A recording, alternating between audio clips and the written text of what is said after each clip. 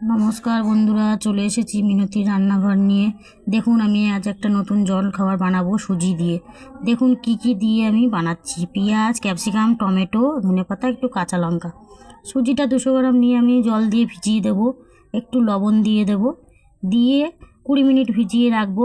রেখে আমি ওর মধ্যে সবজিগুলো দিয়ে দেবো, দিয়ে আমি একটু গোটা জিরে দেবো, দিয়ে একটু আমি সামান্য হলুদ দেবো, দিয়ে আমি ওটাকে ভিজিয়ে 20 মিনিট রাখবো। রেখে একটা বাড়ির তাওয়া নিয়ে নেব, নর্মাল তাওয়া নিয়ে আমি তাওয়াটা বসাবো। বসিয়ে আমি চিল্লাটা বানাবো, সুজির চিল্লাটা। একটু গোলমরিচ দিতে পারেন, আপনারা যেরকম ঝাল খাবেন সেরকম ঝাল দিয়ে নিয়ে